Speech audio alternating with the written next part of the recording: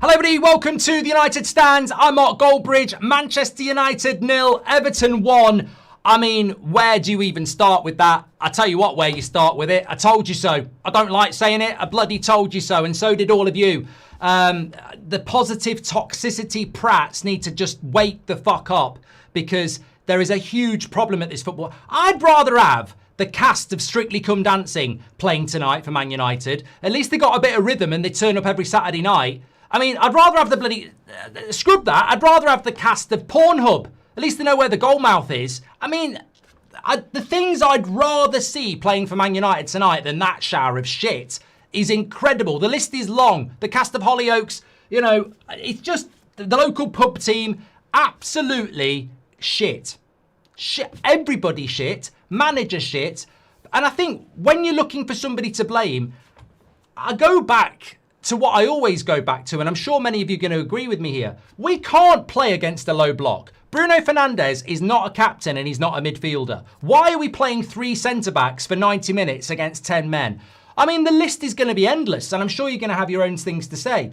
But ultimately, I've got to say, I think every United fan tonight, for once, is going to be on the same page. It's just what you write on that page, and it's going to be bad.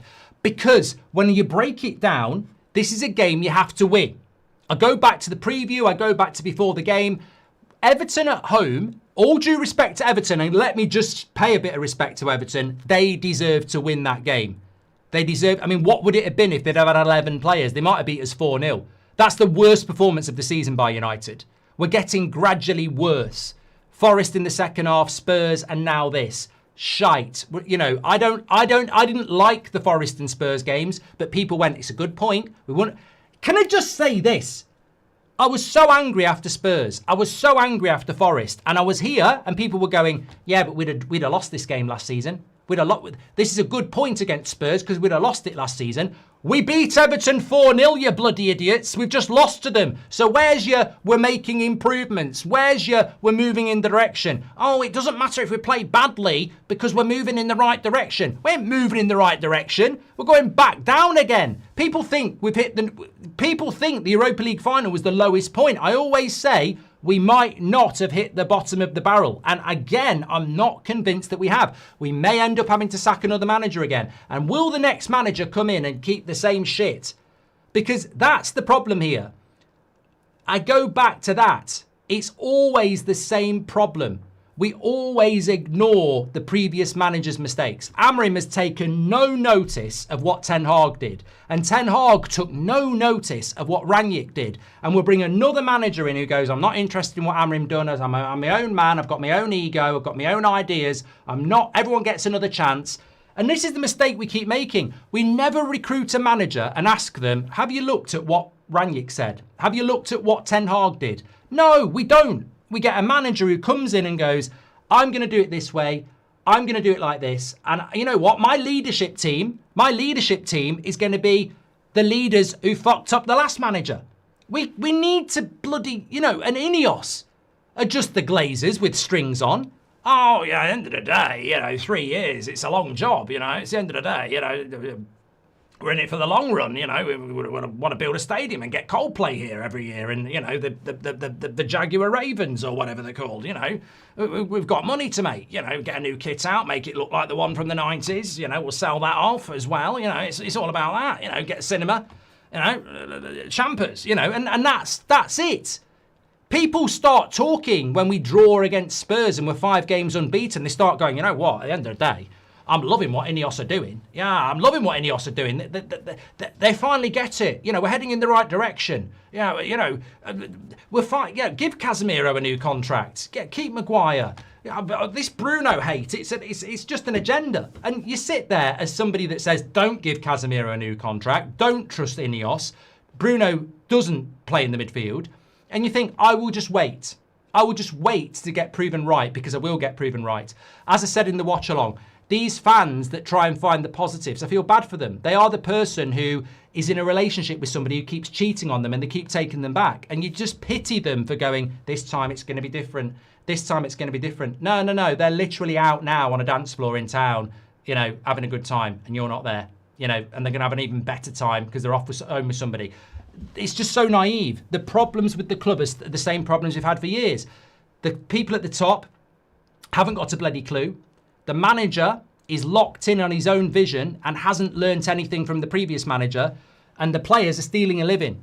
And we do have some positives, but I look at Mbeumo, I look at Cunha, I look at Lemens, and I look at De Ligt from last year and Mazraoui, and they just become the next Rashford, the next Garnacho, the next Pogba, the players that you think, oh, they could be really good, and they end up getting infected by that. I mean, look, what I'm trying to say is, how on earth do you put a performance in like that? That's the answer I can't give you.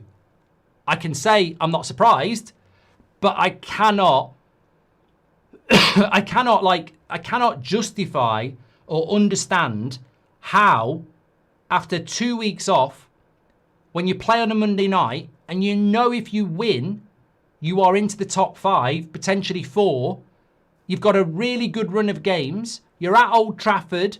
The Red Army's there with all the flags. It's a great atmosphere. The fans are behind you. Everybody's excited. Everything is there for you. And as they walk out, they all decide to go, nah, can't be arsed. Switch the switch off today.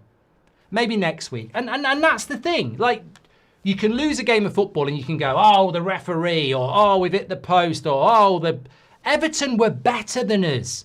They were better than us before the red card. They were better than us after the red card. It would have been criminal for us to get a draw. But the question has to be, why and how do you put in a performance like that? What is it? And that's the thing we shouldn't drop. You know, Amrim will probably come out and hopefully be quite honest. But why does that happen? And I tell you why.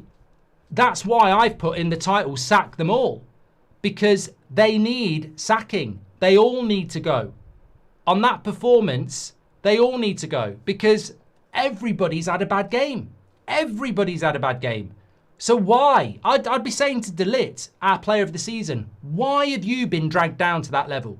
I'd be saying to Mbeumo, why have you been dragged down to that level? You know, they're playing with 10 men, and Dia and Grealish are hardly getting the ball. But when they get the ball, they're making things happen. Why is everybody getting dragged down to that level?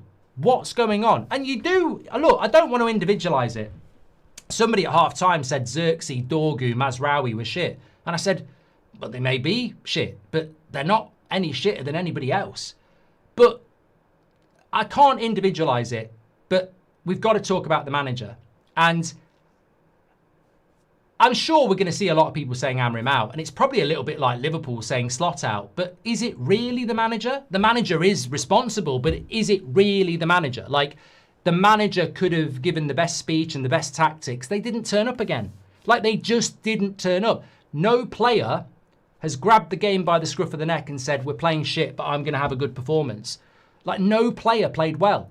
So, yeah, the manager has to take responsibility, but so does the players. Like, you don't win that game even if Pep Guardiola's in charge, or Arteta, or Hansi Flick. You don't win that game when your players don't turn up, and they didn't turn up. So people might shout Amrim out, and that's up to you. But I also say, like, all right, let's sack Amrim tonight. Let's bring Glasner in. He's still working with that. That will still happen. This happened with Ollie at Goodison Park. We lost 4-0. This happened with Ten Hag. This happened with Ranić. This happened with Mourinho. This is happening with Amrim. That's the problem. The culture at the football club. This is not Manchester United. I said before the game, I long for the days of Beckham and Giggs and Scholes and a team that you're proud of. And they could lose a game, but you just go, well, you know, it's very rare and sometimes that happens. But we lose games like this. At half-time, I said it reminds me of Brentford. Brentford was abysmal. It was almost like, how are we doing that? That's the worst game. I mean, that's probably worse than the final against Spurs. Obviously, the final against Spurs was about the Europa League final. That you know what? Anybody who thinks we're better than last season, anybody who thinks we're on the way back, that's a massive kick in the nuts, because that's right up there with anything we've done in the last 10 years. That's one of the worst performances in the Premier League we've ever had. I know we've only lost 1-0, but the circumstances of it, we may as well have lost 7-0. because we were 0-0 against 10 men and we didn't react. And then we've conceded and we still haven't reacted. It's what you call a lazy bastard result. It's an absolutely disgraceful performance. Every fan who's paid to go to that game should have their money back. That is a disgrace to Manchester United Football Club, that performance. And you know what? Nobody's going to come out and do that, but they're all on fucking social media when they get a fucking win, aren't they? They're all there doing all that. Well, I tell you what, lads, that's fucking abysmal. None of you get a pass. None of you get a pass. That's disgusting. Disgusting. And like, as I said, like, if you're in a relegation battle, you've got to beat Everton at home. If you're in a title race, you've got to beat Everton at home. If you're mid-table, you've got to beat Everton at home. All due respect to Everton, but you've got to win that game. I'm not saying you've got to win it playing well, but you've got to win the game. And I think that result today destroys anything. It destroys anything. The unbeaten run, the confidence that we might get top 5. I am banning myself from doing score predictions. There is no point. Absolutely no point. There's no point predicting what United are going to do because you've got no idea.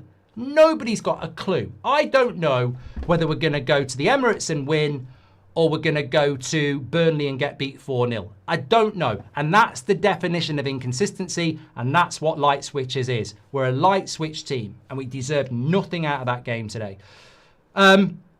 I want to get into some of your comments, and we will do player ratings. Remember, you can register for that. But there are some things I wanted to talk about. I mean, look, first of all, I'm going to defend Xerxes and Mainu and Mazraoui to a certain extent. And I'm going to talk about the manager first. My issues with Amorim today are threefold. One, Xerxes is going to get pelters. If he'd had more minutes, I think he'd have scored one of those headers. He is rusty. He is not sharp. He looks like a guy who's playing in pre-season because he hasn't had any game time at all. And he looks rusty. And people are going to take a pop at him. But what you've got to realise, at the highest level of football, match sharpness matters. And he hasn't got any. So, you know, that's a problem. Also linked with Xerxes, we don't have anything. We don't have a striker in the entire squad apart from Sesko. And that to me is incredible. And like Obi last season was on the bench because we didn't have anybody else. And today on our bench, we have no striker. And on the pitch, we have no striker. So when Everton get a man sent off, we should really be putting a striker on. And we don't have a striker. How are we in this position where the only striker we've got is Sesko? How has that happened? And I know he said in his press conference, well, I can't keep Rasmus because he'd be sat on the bench. What are you talking about? It's a game of 90 minutes. You take your striker off after 70. If he's not playing well, you rotate it. To not have another striker in that entire squad today killed us, really. You know, if Harry Maguire had been fit, we'd have put him up front. Why have we not got a striker? So that's point one. Xerxes not match fit and there is no striker. Point two, and this is the one that's going to sting the most. Amorim must stick with a 3-4-3. That's what he's all about. He must stick with a 3-4-3. But in certain circumstances, you have to abandon it. When the game throws a curveball, you don't stay with a 3-4-3.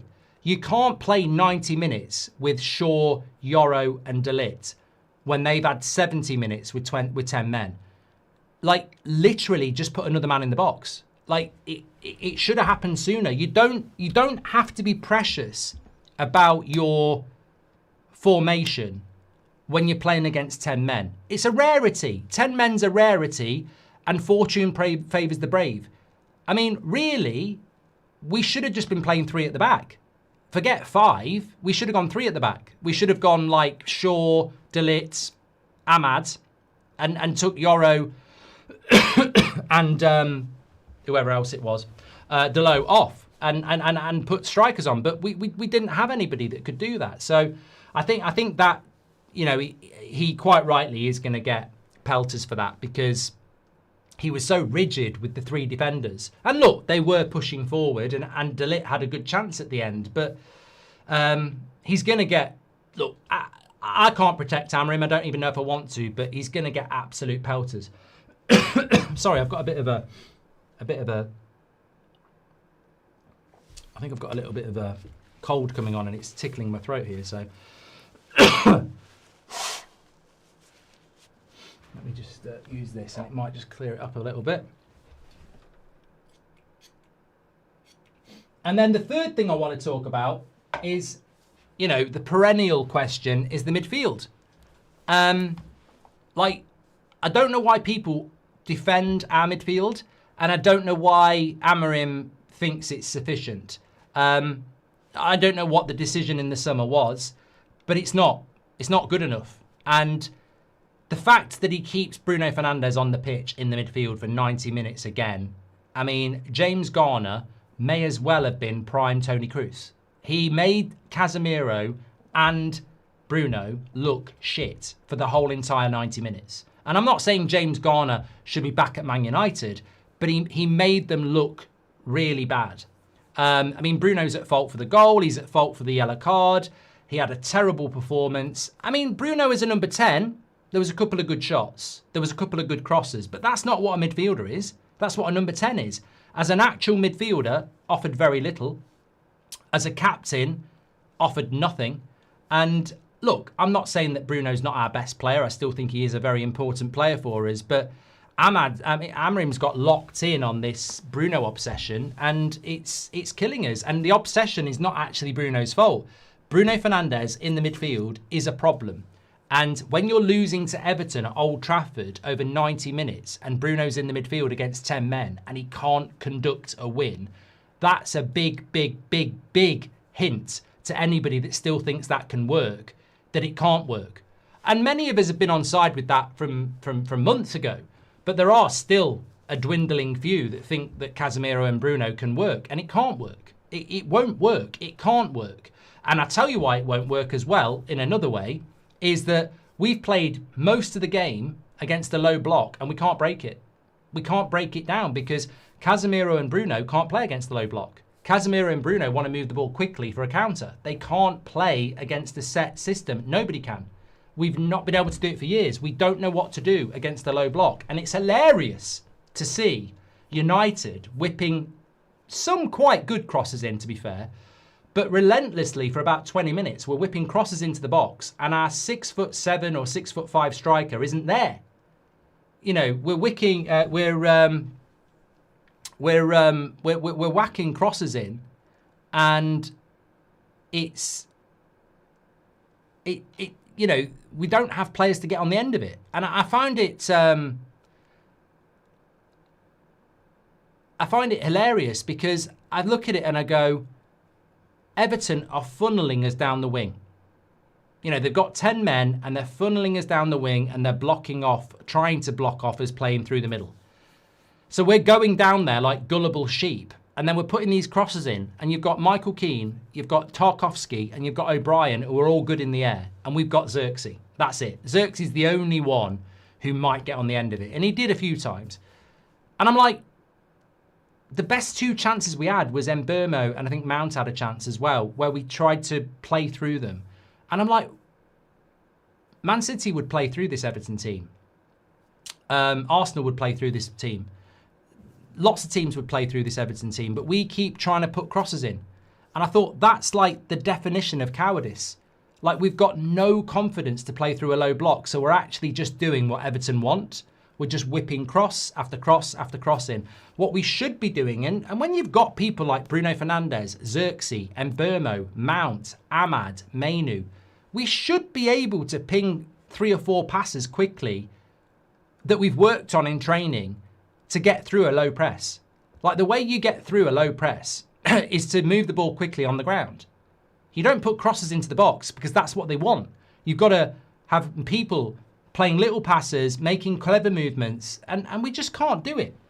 You just can't do it. And that becomes a massive problem for us as well. We become massively predictable. I mean, I can't believe that we haven't scored a goal at Old Trafford. I can't believe it. It's mad to me. LC says you need to understand that United are a mid-table club. Well, I want to go through your comments, but there was a couple of other things I wanted to say as well. Yeah, we spoke about Brentford. No striker we spoke about. Composure. Yeah, composure's a big thing, and we just don't have it. But look, before I go into your comments, I think it's really important to just say that we're in a position here that we've been in many times before. And as much as I don't want to say I told you so, it has been quite nauseating after the last game against Spurs, where I said, I don't care, I'm not going to change my mind. I'm so fucking fed up today because we were lucky to get a draw against a shit Spurs side. And I had people going, you're too negative. You're too negative. You know, you're just moaning for moaning's sake. We are improving. You know, this is better than last season. And look, the reason I said that against Spurs, and the reason some other people said that after Spurs, is because the warning was there. We played shit against Spurs. For 45 minutes, we were dreadful. And Spurs aren't even that good. And the reason I was frustrated was because I felt against Spurs and Forest, if we'd played like we did against Brighton, we would have beat them both. But lo and behold, the fear comes back that we are just inconsistent. And against Forest and Spurs, we saw that inconsistency. We saw the ability to switch the switch and be shit. And that's what happened. I'm, you know, and what we've seen today is the culmination of that, where we've been, you know, really poor. So yeah, I'm devastated, really, and I think that unfortunately we're back where we've been pretty much every couple of months for the last 10 years, where we're like, this is who we are. This is who we are. And I think the question has to be, how do you change this? You have to stick with Amorim. You have to hope that this Ineos bullshit is true. But I still say, and move on very quickly, the only way this football club gets back is with a hard reset. It has to change from the top and then clear out all the way through. We're not going anywhere relying on Luke Shaw, Casemiro, Bruno Fernandes as the leadership team. It's not going to work because those three players have had plenty of games like this. It's just not going to work. We're going to have more of these games. And the question is not what we do from here. It's when the next result like this happens. Will it be Palace? Will it be Wolves? Will it be West Ham? Will it be Bournemouth? You just don't know. You just don't know. And for people saying sack Amorim, I don't know what that does other than cost us 20 million quid. I don't know what that does. Amorim's clearly not a terrible coach. Amorim's clearly not incapable of playing a style of football that's nice to watch and winning games. But no manager is going to make these players play well because they are psychologically bottlers. They don't have it. So, you know, maybe sacking Amorim is the way to go, but I guarantee we'll be back here again because unless we have owners that are willing to tear it all down and rebuild it, which they're not, this current ownership are not willing to do that. That's why they're briefing Romano about renewing Casemiro. I mean, let's not forget, last 24 hours ago, the club are briefing that they want to keep Casemiro.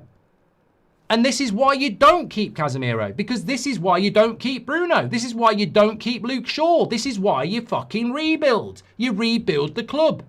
And they never do it, because it's always about this. This shows how inept the manager actually is, says Clinton. I mean, it's a huge embarrassment for Amorim. There's no, you're certainly not going to get me defending it. That's a huge embarrassment. I think if any of you had been managing, you'd have made different choices. So Amorim's going to get pelters. Of course he is. Absolutely. Really, we should be winning this game 3 or 4-0, and everyone should be talking about Idrissa Gueye. No one's really going to talk about that because Everton won anyway. There's something about this system that gets wrong players in wrong positions. Yoro spent so much time on the ball in key crossing positions, says Siraj. Brad says, we missed Cunha. We needed someone who could carry the ball and play in tight spaces and would have had the passion to demand more from the others, says Brad. Yeah, maybe, but look, you know, are we really saying that we win the game with Cunha? I think that disrespects Everton. Should have sold Bruno and bought depth. Exactly, give it to me. I completely agree. Why is it teams turn up after bad results, feel like playing well against us? Yes, we're lazy, careless and lacklustre. The players say they care about the fans. Bollocks. We're being cheated, says Tom.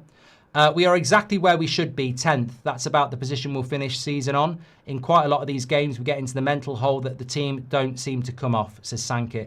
And also, like, this is European week. We're not in Europe because we're shit. And we're still losing games.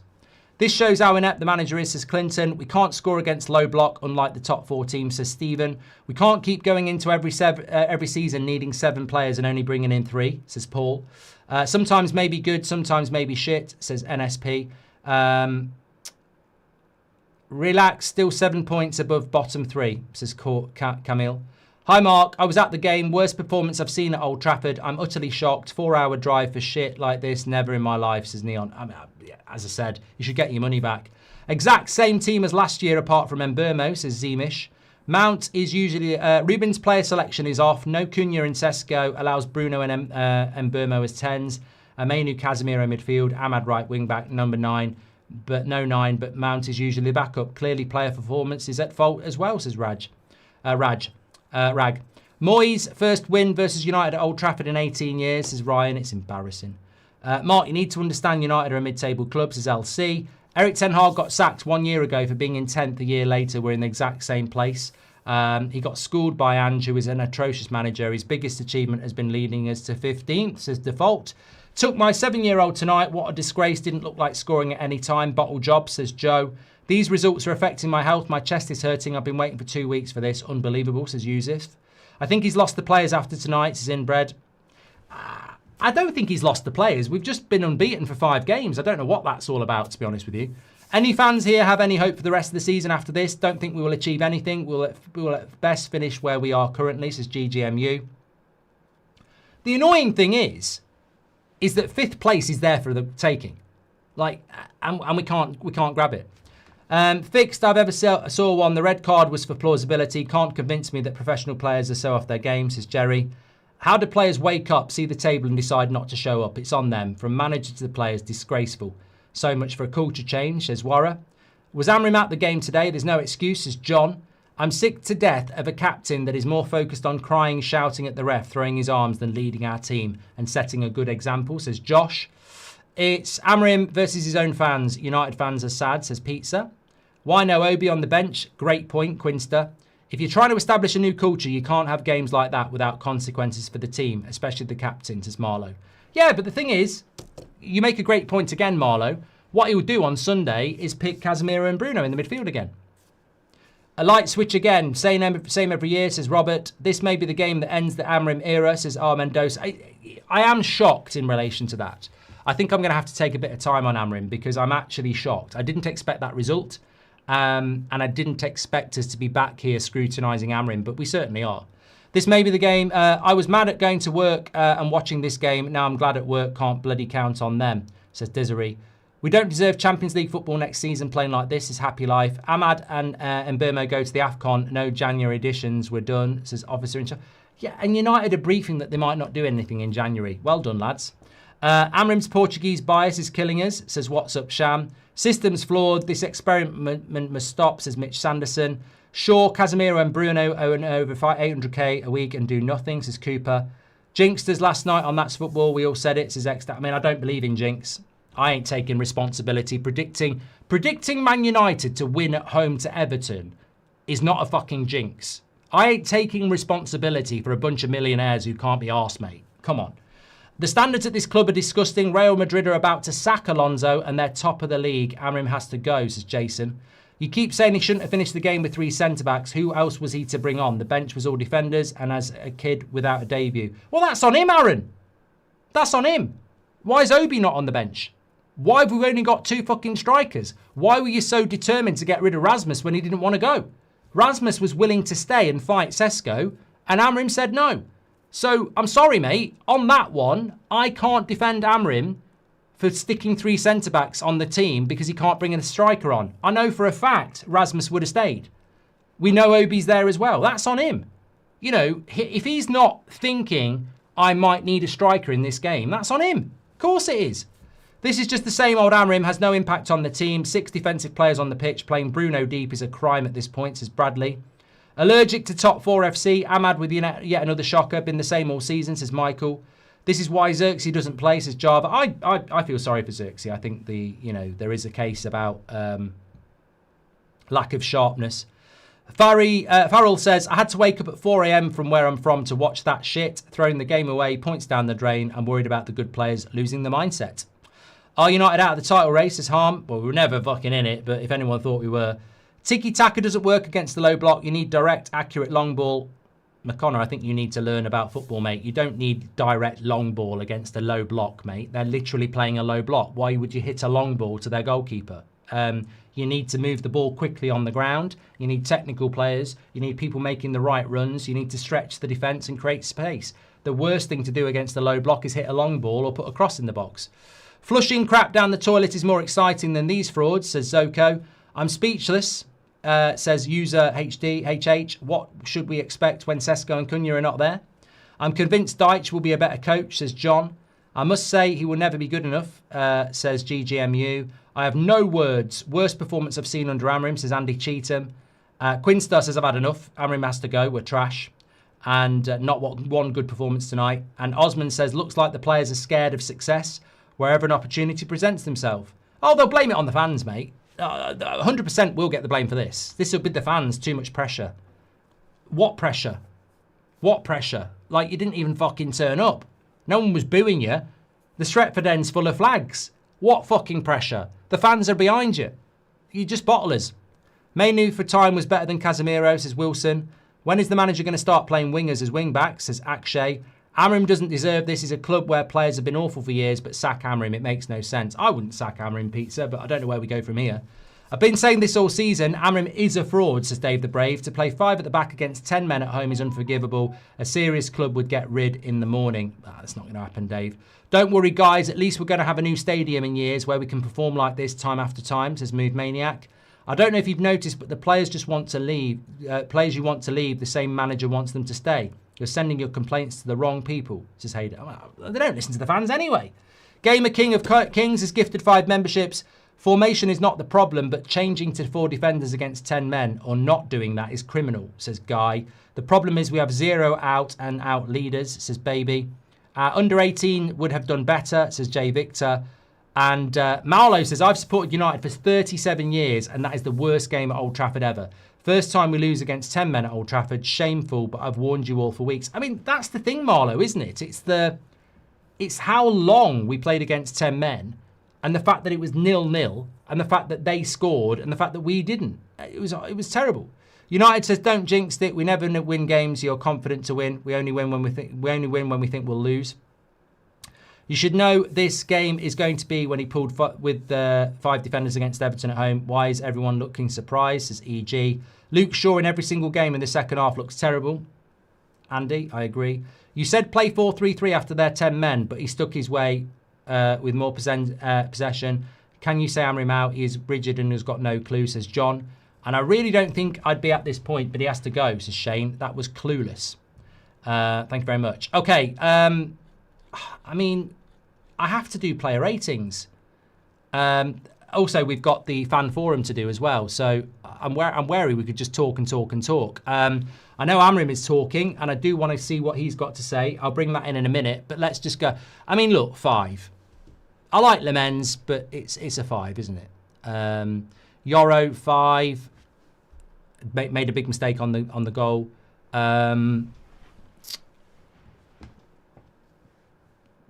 Delit 5, probably up. I mean, I'd give Delit man of the match, but like, you know, does he want it?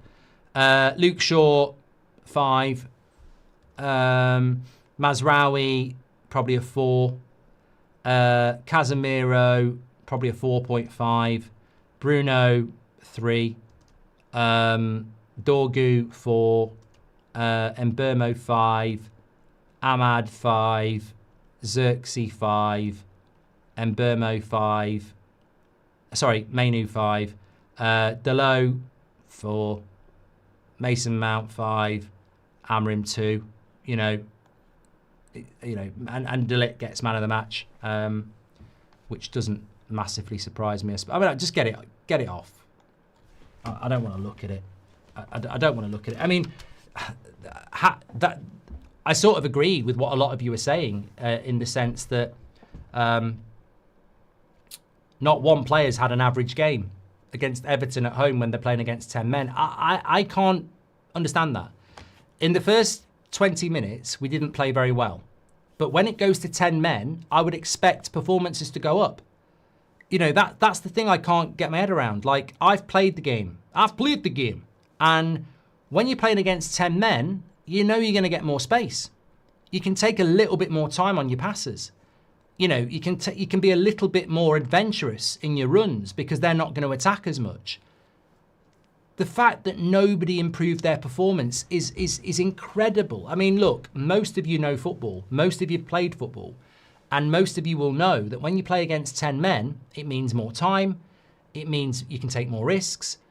And it means that there's no excuse. Like, there's no excuse to have a bad game. And every single player has had a bad game. And that is, you know, incredible. And I think we are at that point now where we literally cannot predict Man United games. We can't do it. You need to stop saying Bruno is our best player, he's a joke, as a number 10 or as a pivot midfielder, he's a bad captain. I still think Mystify... I still think Mystify that it's... as a 10, he'd still be a good player for us. But honestly, where do you think we go from here, Mark? And that's the question, Roller. I'll be on the morning show at 10 o'clock. I don't know what I'm going to say on the 10 o'clock show tomorrow. I might wake up tomorrow and say, I think Arim's going to have to go. I might wake up tomorrow and say, nothing's ever going to change. What's the point? And I might wake up tomorrow and say, you know, that ownership thing from Dubai needs to happen. I don't know. I need to go and think, because this result shouldn't have happened. And it didn't even happen in a way where you can go, oh, we could have won it. We were fucking awful. And that, to me, when you're paying all that money, and forget the money, when you're wearing a Man United shirt and you perform like that, you know, the thing is, we get feedback from players and representative of players about, you know, you're too negative, this, that, and the other. And my answer is always, if you perform, you'll get the praise. And if you play shit, you won't. And I've got no sympathy with, I've got no loyalty to these players. You know, the Beckhams and the Giggs and the Scholes and the Cantonars and the Hugheses and the Irwins, they have loyalty. You have loyalty to those players because they've given it in a shirt. And they might have a bad game, but, you know, they've given it. I got no loyalty to these players. I can't trust these players. I can't predict what these players are going to do. That is a horrible thing. It's like being in a marriage with somebody you don't trust. How can you be happy? How can you build for the future? I can't trust you. I don't trust these players. They are wearing the shirt of the club I love, but I do not trust them. I do not trust them. So I don't know where we go at the moment, Roller. I haven't seen United break down a low block comfortably in 10 years, says Simon. We're clueless. Vibe light switch players. That midfield just seems to be empty. And you know what, Neo? We do ourselves a misservice as fans because we've tried to pretend that billionaire Sir Jim Radcliffe and billionaire Glazers know more than we do. And I genuinely don't think they do. I don't think Ruben Amorim came into this football club and studied the problems that Eric Ten Hag had. And I don't think Sir Jim Radcliffe really is a lifelong Man United fan like you are. And we've spoken about the midfield. Casemiro doesn't have the legs and he's 34 in a couple of months. Bruno Fernandes is never a midfielder, and that's our starting midfield in the Premier League. In the Premier League, we're starting a midfield that doesn't work, and every fan knows it. And yet we do it every week. You know, forget about Mainu and Ugarte. Why is he picking Bruno and Casemiro as a midfield too, week in, week out? It didn't work in the second half against Forest. It didn't work against Spurs, and it didn't work today. It doesn't work. Anyway, this is what Amorim had to say, and then we'll get over to the fan forum. Ruben Amorim on whether he's surprised by the result, of course, but I said in many occasions that I understand we have a lot to do, but I'm frustrated with the way we played, especially at home, and understanding what happened this weekend with the other clubs, looking at the table and everyone falling, and the way we presented from the first minute is really frustrating. Really frustrated like any other person that supports Man United. The way we started the game, the way we didn't understand how we should play against 10 men. They deserve to win. Even suffering with 10 men now is normal. We had a lot of chances, but the quality and decision making was not there. The understanding of every situation of the game was not there. and the quality in the box and near the box. But the most important thing is the intensity. You can feel it right away when we start the game in the first minute. You can feel when we're at the top level of intensity, and we are not. And then when we are, we cannot win in this way. So basically what he's saying is, he says we're not there. We're not even close to where we need to be to fight for the top places in the league. What he's basically saying is these players have low IQ. And you have been saying that for ages. Low IQ players who don't know what to do against 10 men. That's what you got. That's what you've got. Anyway, let's go over to the fan forum. I'm sure they've got a lot to say. Thanks everyone for tuning in. Make sure you tune in at 10 o'clock tomorrow. I will have my decision on where we go from here. But for now, yeah, I wouldn't say I'm shocked. I'm just utterly fed up. We are not, we might be out of Europe again next year. I mean, there's a very big chance we won't be. Get used to this shit. Get used to this shit, basically. Speak to you in a bit. You can put that in the live chat. Get used to this shit. Spam them with that. Take care.